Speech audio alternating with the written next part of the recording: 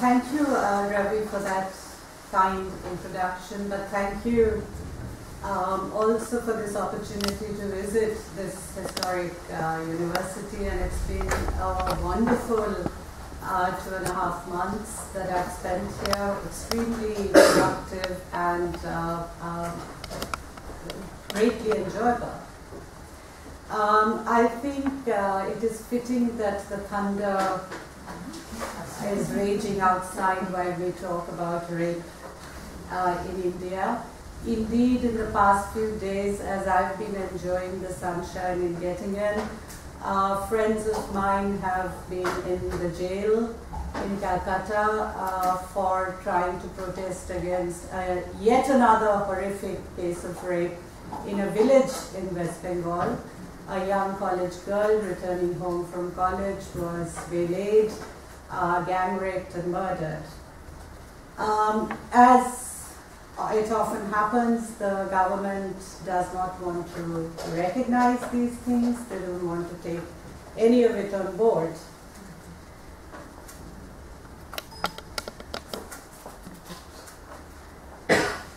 I'm putting that list on the screen. I won't read it out.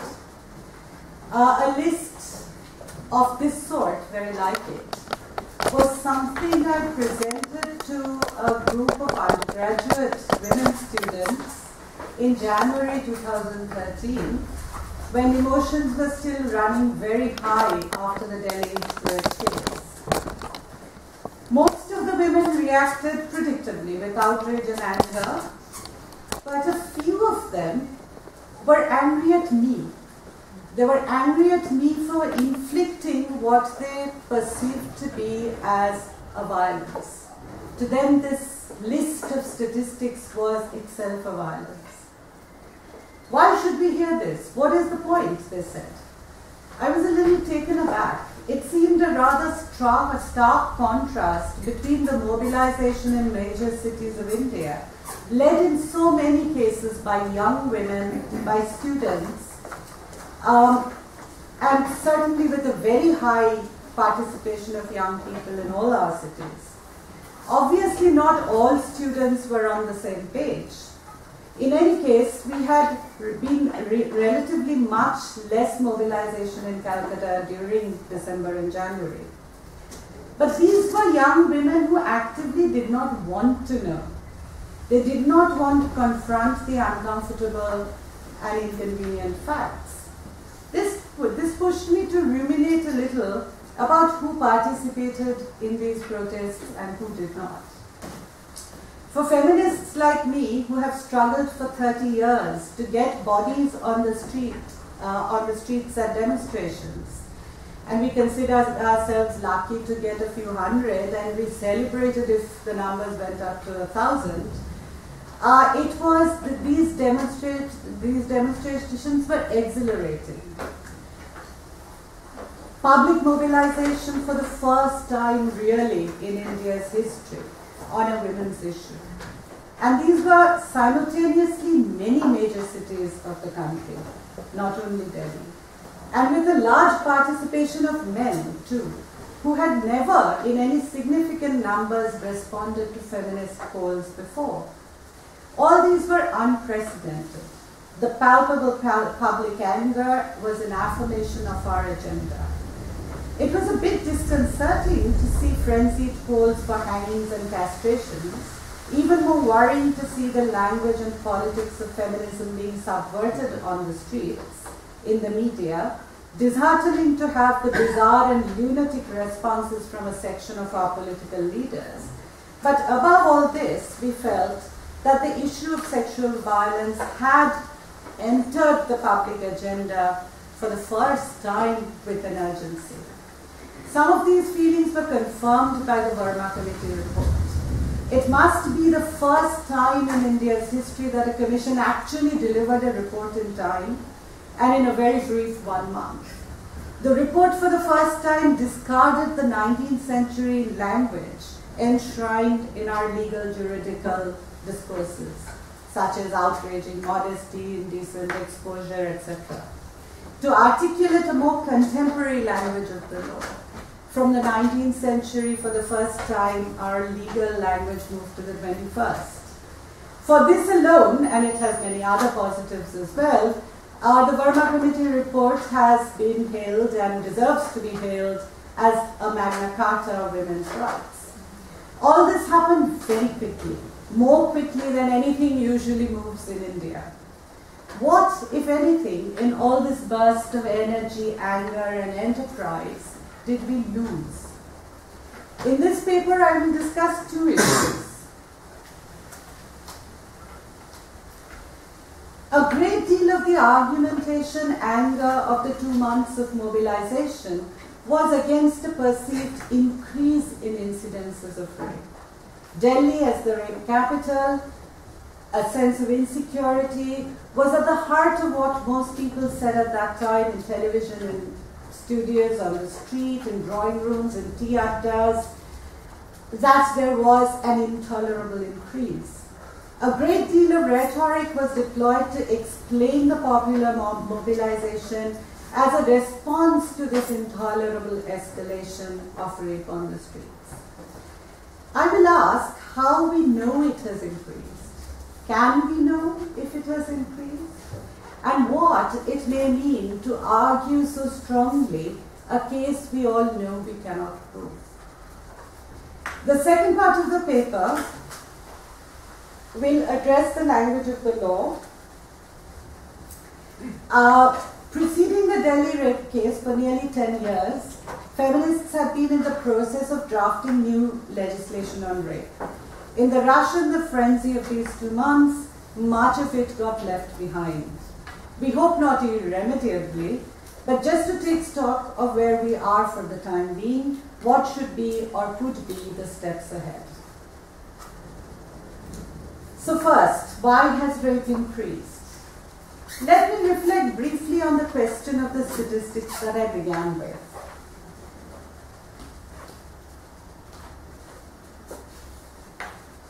The point has been repeatedly made by feminists from the 1980s that there are problems with these statistics. In most cases, they're taken, and I've given the sources in brackets. In most cases, they're taken from police data or returns of criminal cases, which reflects not the occurrence, but the reporting. And it has been said again and again that cases of sexual assault and rape do not get reported, or a very small fraction get reported. For the rate of reporting in the USA, estimates vary between 16 to 36%. We don't know the rate of reporting in India, but that it is abysmally low can be said with some confidence. So we have two kinds of statistics here. Those based on crime reports, but also for the last two, and to some extent the third from the bottom, are social surveys. The NFHS and the Ministry of Women and Child figures are exceptionally valuable because they try and estimate incidents rather than mere reporting. But these are very few. There are almost no victimology studies in India, even now, and none in the past with which we can compare. Feminist activists and scholars, and sometimes they're the same people, not only know all this very well, they have made these points in a wide variety of public fora. And yet, and this is where the problem arises, we are constantly, even we are talking constantly about an increase. Some argue a spectacular increase in cases of rape, assault, and violence. When we say this, invariably we slip between incidents and reporting. Is there more violence or is there more reporting of violence? There is no confusion about the second question. Yes and yes, there is more reporting of violence, including rape. It is reported by the victims to the police as a crime, and it is also reported far more than ever before in the media. There is therefore a far greater public existence of violence against women, I would call it awareness, but I hesitate to do so, because mere acknowledgement of the existence of a recognized and agreed bad thing is not necessarily awareness. Though there appears to be a consensus that violence against women is a bad thing, there are so many and so divergent positions on why it is a bad thing that it does not allow as yet a politics or a political articulation of the problem. Let me leave this here for the time being and come back to it in a minute or two. To return to the question of statistics, is there more rape? More domestic violence? More child sexual abuse? We can agree there is more reporting, but incidence? Is the incidence increasing? The short answer to that question is we don't know. Indeed, since the studies were not done then, and it appears to me as though we can't know. We are methodologically hamstrung. It seems almost impossible, unless there be a methodological miracle, for us to be able to say whether rape, child abuse, sexual assault have increased or decreased or remained stagnant. Historians have done a great deal of work in the last 2 decades in looking at issues of gender violence in the colonial period, for instance, but the bulk of it remains framed within what we call the social reform. The British told us that we were a society violent to our own women. We burnt them, we killed them, infanticide, we forced them to practice austerities because they were widows, we married them when they were children and they got killed by pedophile husbands, child marriage and age of consent controversies followed from that, and so on. The elite of the time responded to these criticisms, some by seeking to change and some by asserting their right to do what they wished with their women. The question of gender and violence has been explored in the context of such conversations. We don't have histories of marriage, of domestic violence, of girlhood, of sexual abuse, of rape. Any of these things that can give us a sense of the scale and extent of violence against women in those times. Nor is there any study of the period after independence. The new women's movement is considered to have begun in the 1980s. And from that time, we have a large body of evidence regarding cases, some microdata on regions, but we did not then count systematically. Maybe it was not possible then, but the effect is that we don't know. So far as research is concerned, though methodologically it may be impossible to go back and count, to produce now statistical evidence of incidents in the past, we have to now change the question. If we are not obsessed with the increase issue, it may be worthwhile mapping new research agenda that looks at forms, extent, spread of violence in different periods in Indian history, to look at regional castes and caste variations. We know virtually nothing. We still await the researcher who will take on these projects. So we don't know, and we can't prove whether rape, domestic violence, child abuse has increased or decreased, or merely changed in pattern, in content, or in intensity. And yet the people who are perfectly aware that we don't know and can't know have argued repeatedly, either on the basis of these flawed statistics or on basis of impressions, anecdotes, that it is increasing. This has puzzled me. Why? Why is there a pressing need to argue an increase? Is it strategic? Is it that governments and publics can be made more responsive and more responsible by saying that these things are increasing, and therefore there is a pressing need for intervention? So despite the weak logical foundation of the argument, it is a strategic argument. I'm sure there is an element of such strategic reasoning behind assertions that are clearly poised on contradictory claims, on statistics that we ourselves routinely knock down. I think, though, there is another layer of strategic thinking behind these assertions. And that becomes clearer if we examine some of the explanations offered for the increase. Let us take the Delhi rape case. There have been many explanations offered, and I will not bore you by listing all of them. I will just focus on the one that helps to make the point. One common analysis of the Delhi rape case has been in terms of class. I'm not attributing this to any one in particular, any observer or commentator, because the basic contours of the argument find very frequent mention. The young woman, a medical student, was described as middle class, and the perpetrators, the 5 men, clearly working class. Bus drivers, helpers, and so on. They are, moreover, migrants. The influx of working class migrants, single male migrants, to Delhi is part of the story of its urbanization, especially in the last few decades. The explanations thus touch on widening class inequalities, fitting into a story of other men from weaker social classes turning against educated, free women.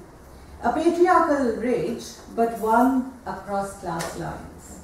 For instance, in the Bombay Purakayastha case, it was noted that the woman was a lawyer and the criminal a security guard. In both cases, the men wanted to teach a lesson to the women. Both women were better off than them. There have been cases of drivers attacking, raping, and killing women in night shifts in the BPO and IT industry. 2 very famous cases in Bangalore and Pune. Together, these cases seem to indicate that the class and gender war is now intersecting, like the race and gender war in the US. So some people have warned us against demonizing men of lower social classes. We must, we are told, guard against characterizing working class men as sexual deviants and depraved, attacking innocent, free-thinking middle class women. Moreover, this is also supposed to explain the mobilization. Why was it this rape rather than many others, which brought young people out on the streets? Because, many say, the woman was like us, a student like other students, a middle class woman like other middle class women, painted and dented perhaps on an ordinary evening out at a film with a boyfriend. It could have been any one of us, and hence, so, it fed our collective insecurity. This is an interesting narrative for many reasons, but most strikingly for its inaccuracy. The woman was a student, yes, a paramedical student, upwardly mobile, but by no means middle class. We saw her home and her father a few hundred times on television. It was clear that they were rural urban migrants, not even lower middle class as we sometimes call them in India, very much working class. She was out watching a film with a man who was a friend, not clear whether boyfriend, but whether she was free or free thinking, we do not know. The men, yes, were working class. As for mobilization, there were no doubt many middle class women, students, older women, even young girls, schoolgirls, but there were also working class women. For instance, there was a large mobilization of domestic workers, a particularly vulnerable segment of women given the nature of their work. So, why the urge to tell the story in an inaccurate framework of class? One reason is to seek explanation in neoliberalism as having widened the class divide in our cities. Hence, poverty, migration, forms of labor are threaded in the explanation. In so doing, we increasingly drain these economic processes of any meaning. A one-size-all-fits-all explanations from everything from rape to rubber. And it is, in my belief, a dangerous exercise, because with it comes all the arguments about media, television, Bollywood, advertisements, spectacles of bare bodies, to pornography. The perpetrators of the Delhi rape case are said to have downloaded Russian pornography, which is supposed to be very violent, I haven't seen it myself, on their mobile phones. The mobile phone perhaps best brings it all together. It is, after all, the major metaphor of the time, not only of neoliberalism, but also of cultural decay and an aggressive modernity. To bolster our convictions, we insist then on putting the cart before the horse and then gaze in puzzlement that the equipage will not move. But the problem is not just that the factual and logical inaccuracies of our argument render them infructuous. I'm worried that they're also dangerous. In many ways, they're extensions of the old commodification arguments, and they tend to continue to render gender secondary. More worryingly, they breed also the wrong kind of culture arguments. It has been noted by some feminists that the Delhi rape case has been followed by a litany of prohibitions. How should women dress? Let us redesign school uniforms to be less provocative. We have to be sensible, not go out to bars at night. Let's prohibit women from bars. Let us ban mobile phones or forbid children to eat chow mein. That was my favorite one. On the other side of this, let's teach our girls martial arts so that they can protect themselves. The absurdity of these arguments is only matched by their naivete. Who are you going to teach martial arts? A 5-year-old child? The April Delhi rape case? Who will these girls use it against? Their father? The Kerala rape case?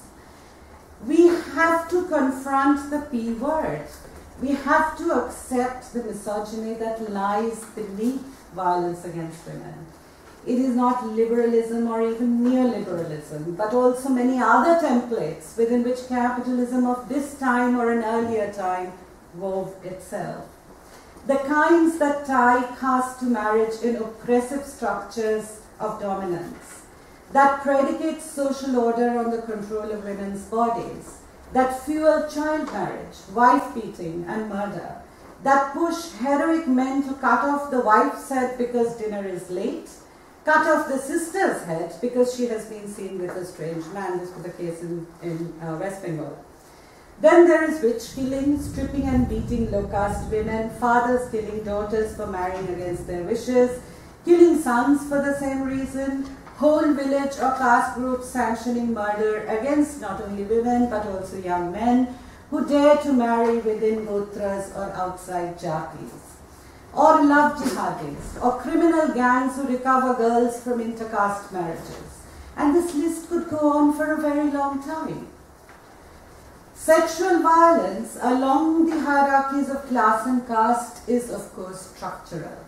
The pyramid, which we call patriarchy, is built out of the sexual equivalent of slavery, wrote Shuddhabrata Sengupta in Kafila a few days after the protest started. Certain kinds of bodies, women's and children's in particular, can be thought of as automatically objects that one can bend or break or punish at will, just because of what it is. This is the foundation, he says, of rape. This is why feminists talk of a rape culture. And it does not help at all to tag it to capitalism, colonialism, or neoliberalism, unless we can also see or show how these forms of control change the nature, content, degree, and extent of violence. It is when sexual violence is across the hierarchy of class caste that it is productive of more anxiety. We have known this in the context of rape, but the Delhi rape case is not an illustration even indicative of this. There is no evidence, except the purely anecdotal, to discern any new pattern of sexual violence across class or caste in India. We cannot say at all that incidence of lower class caste men attacking upper class caste women is increasing in relation to violence from upper to lower or within each of these categories. So to cut a long story abruptly short, can we not lay aside the increase-decrease question, focus on other continuities and discontinuities? Can we not explore forms and structures, agency and resistance, complicity and collaboration? We need to address gender and violence, not displacing it onto culture or capitalism. We need to address gender and violence in terms of structures, but also in terms of change.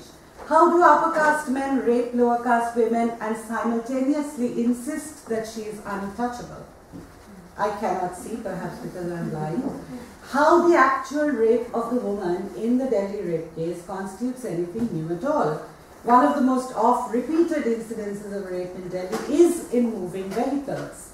And gang rapes, brutal rapes, rape and murder happens in cities and villages, in India and Bharat, in plantations and factories, streets and toilets, trees, wells, bushes, open fields, bedrooms, temples and kitchens. And not today, but seemingly stretching into the remote past. And men do this not only to strangers and slaves, low caste women, poor women, or middle class women, but to little girls in their neighborhoods, young nieces, wives, sisters, even daughters.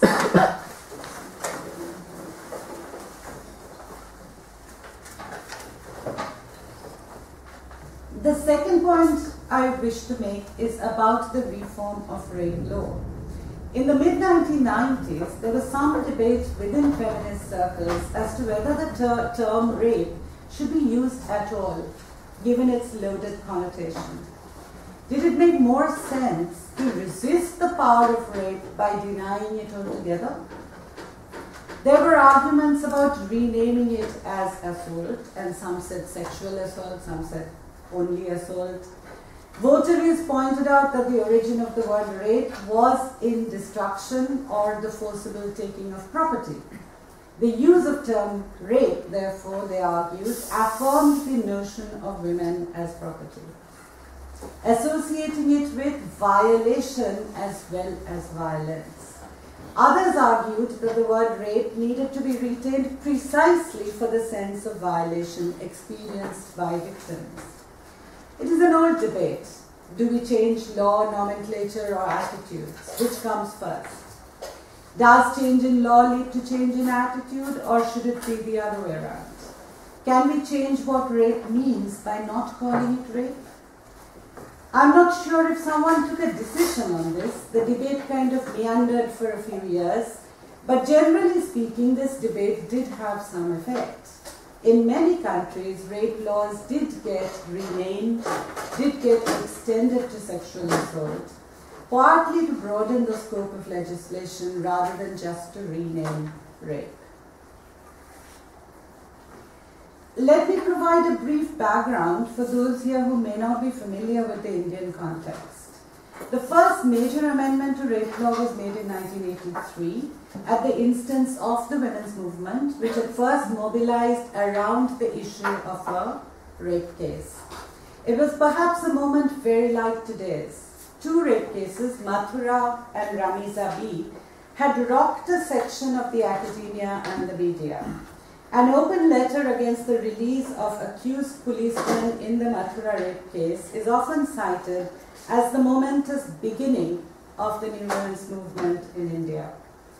It led to countrywide demands for change in law.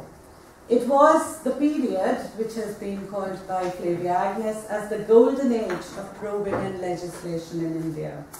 Much of the changes demanded by feminists were incorporated in the rape law in 1983.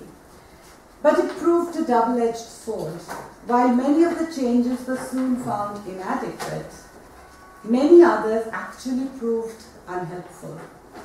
From the 1990s, the women's movement, with much more experience in dealing with cases, wanted other changes in law. In 1992, a subcommittee of the National Commission of Women drafted a new law which drew on a draft already circulated by Kirti Singh, a feminist lawyer from EDWA. EDWA is the Women's Front of the CPI, which is the Communist Party of India Marxists. It was called the Criminal Law Amendment Bill and addressed many aspects of sexual assault against women and minors, which were at that point not included in the ambit of law. The Law Commission, in its 172nd report, 2000, also covered many of the weaknesses in the present law and recommended many amendments. I will skip the details. In the meanwhile, the Supreme Court, in a very famous case, Sakshi versus Union of India, also recommended some wide-ranging changes in the rape law. It took debates and consultations for nearly 10 years. Women's groups finally got together in 2010 to organize countrywide discussions. And they came up with what is called the Sexual Assault Bill, covering far more ground than envisaged by the older Criminal Amendment Bill or the recommendations of the Law Commission. I think I made a slide. Yeah. These are the things it did. It replaced the term rape with a range of offences to be called sexual assault. Didn't actually replace the term rape, but added sexual assault to the number of offences. It moved away from a definition of rape exclusively in terms of forced vaginal penetration to include penetrations other than penile and acts other than penetrative. To move away from an emphasis on violation to a focus on violence.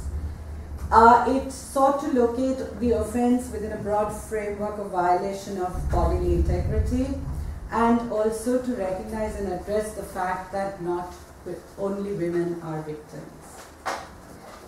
The bill brought sexual assault and rape under a single umbrella. It recommended changes in the CRPC and Evidence Act in order to make the procedures fair and sensitive to victims, including minors.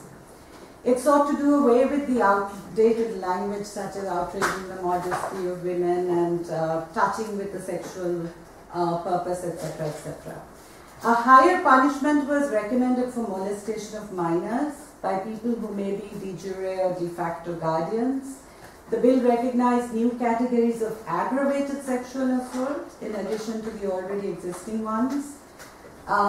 Significantly, it redefined consent, whereby absence of resistance could not be deemed as consent.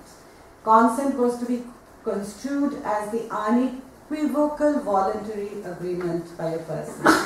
This was important because under the previous law, if a woman alleging rape did not have injuries on her person, she was often disbelieved about the absence of consent. Another additional feature was the recognition of adolescent sexual activity. Thus, while retaining the age of consent to 18 years, the bill makes provision that consent would be valid defense if the complainant was between 16 and 18 and the accused not more than 5 years older.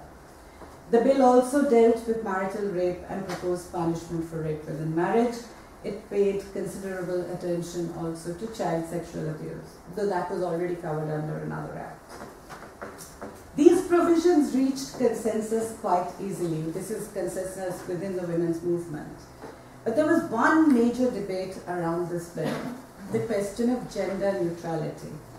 Most laws, including domestic violence and sexual harassment law, the two laws that were actually designed by women's groups, recognized men as perpetrators, women as victims. In both these laws, the basic principle is that men are perpetrators, women are victims. The involvement of a number of gay lesbian organizations in the consultations of the sexual assault bill, however, prompted a move away from this framework. The Verma Committee report took these things on board. They included most of the aspects of the sexual assault bill, except gender neutrality.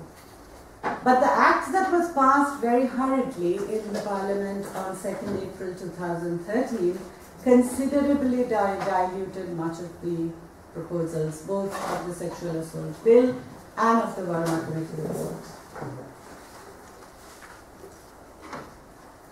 Women's groups mobilized against the report of the Parliamentary Standing Committee of the new Criminal Law Amendment Bill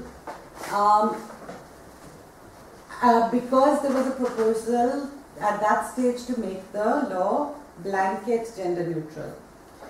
They argued that this would violate the letter and spirit of the Justice Verma Committee recommendations, and it endangered and deepened women's vulnerability.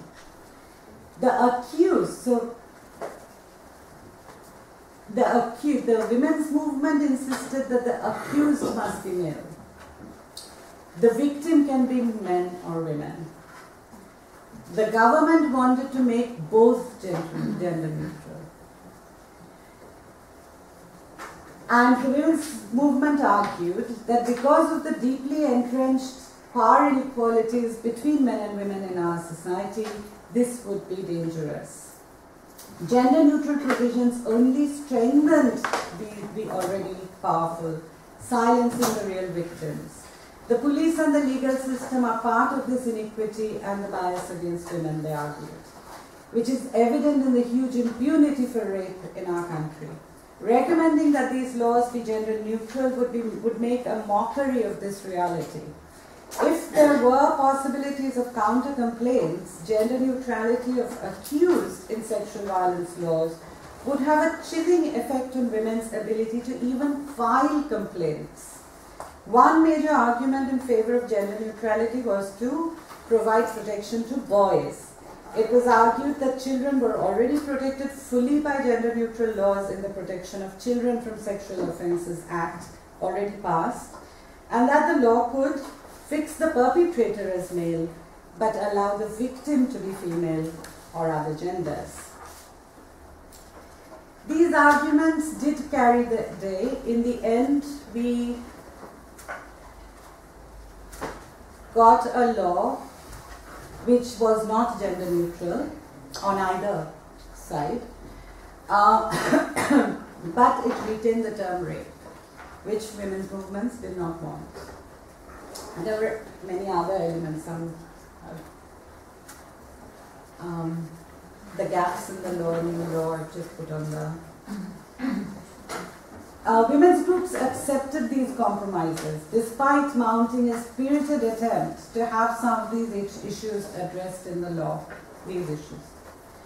In the aftermath of the Delhi rape case, Government of India had already passed a hurried ordinance, but they had to pass that ordinance into an act in Parliament within 3 months. It was prepared to put its considerable weight behind the passing of this law because the ordinance had already happened. The question before us was quite simple. This was a bird in hand. Given the usual delays and difficulties, the passage of the Sexual Assault Bill was shrouded in uncertainty, and in any case, the opposition to some of its clauses in Parliament rendered its prospects rather bleak. What was on the table was much weaker and imperfect than what we wanted, but nevertheless, this was considerable progress. Another point that many feminists made then and are making now, and how the spectacular rape cases that have followed the Act is making this even more evident. The best laws will be of little avail without police and judicial reforms. We have seen the role played by the police in some of the cases. This is a big question. Let me just give you 2 examples. The April Delhi rape case, in which a 5-year-old was raped and kept in captivity for 2 days. In that case, the police initially did not want to file a complaint, and then when there was pressure, they offered the parents 2,000 rupees. The police offered the parents 2,000 rupees to withdraw their complaint. In Punjab, a woman who complained to the police about sexual harassment was beaten, and it's caught on camera, unfortunately for them, along with her fathers and brothers. So however good the law, its implementation still lies in the hands of systems that are both male and masculine. Nor can one say with any certainty that feminizing these, as in having more women as police, lawyers and judges, will give us any better implementation of good laws. So I return to the point I made at the beginning. it was very heartening for us that there were so many men in the demonstrations, even accepting that most of them were not suffused with feminist or even humanist zeal, that motivations were many and varied. I still suggest that we need to look in this direction. Extending the argument about rape versus sexual assault as a nomenclature, I think we need to seriously revise our taxonomy of rape, sexual assault as a women's problem, a women's issue. Here, the new suggested framing of the law is quite indicative. The perpetrator is male, but the victim can be anybody. Surely then, in a way, it will be a man's problem, a men's problem. Or at least we must try by rhetorical persuasion to convince that it is in fact a man's problem, a men's problem. Or at least we must, and the direction in which we have to look is not so much the commodification of women, which is of course a problem of long-standing and not only in the context of contemporary media, but in an entirely different direction. I suggest it is masculinities in South Asia that need research. So we can try and gauge the two men who nearly killed the 5-year-old girl a few weeks ago, or Rashid who raped a 6-year-old, or a father in Kerala, or the 42 men in an earlier case, or the garment trader who hacked off his sister's head. The lists are too long, as ever. Maybe men can be persuaded to believe that their role as protectors is in conflict with their role as predators. A brother got killed in Barashok because he was accompanying the sister, who was the target of molesters. Another one got killed in Patna recently, the boyfriend of a girl who was being teased. The boyfriend in the Delhi rape case not only got soundly thrashed, but is now the target of the Defense Council as a womanizer, and this has been reported in all the newspapers. The problem then is twofold. First, the violence against women that we socially sanction does not actually leave men unscathed.